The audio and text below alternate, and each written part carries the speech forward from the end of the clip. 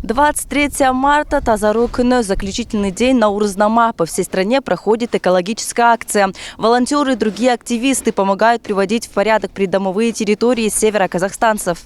В Петропавловске в праздничную декаду, посвященную Наурызнама, завершают добрыми делами. В этом доме по улице Лазутина, что в рабочем поселке, проживает 69-летняя пенсионерка. Волонтеры – частые гости здесь.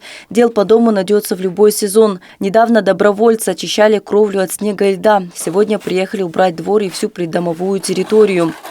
Сегодня у нас вообще задействовано 15 волонтеров. Это Центр общественного развития информации ЦОРИ. Мы с ними совместно проводим эту акцию. Также волонтерское движение «Помощь рядом» и молодежный ресурсный центр города Петропавловска. Также у нас сегодня акция «Забота». Мы будем развозить продукты малоимущим семьям, многодетным семьям и тем, кто оказался в трудной жизненной ситуации. У нас сегодня 50 семей.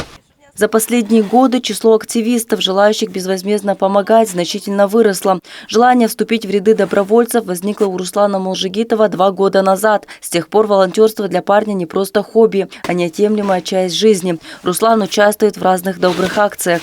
На постоянной основе мы помогаем бабушкам, дедушкам, одиноко проживающим инвалидам. У нас порядка 24 домов, и мы на постоянной основе ходим, чистим снег. Сейчас перед паводками. Время такое опасное, что сейчас все тает. Готовим бабушек, дедушек перед потоплением. Очищаем снег от домов.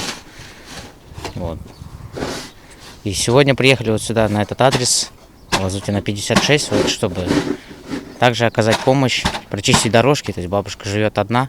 Акция по расчистке снега проводится еженедельно. Список тех, кому необходима помощь неравнодушной молодежи, постоянно пополняется. В день добровольцы стараются охватить по 3-4 дома. С начала года волонтеры очистили почти 750 дворов североказахстанцев, 125 из них в Петропавловске. Камила Карим, Шерния Зыманов, МТРК.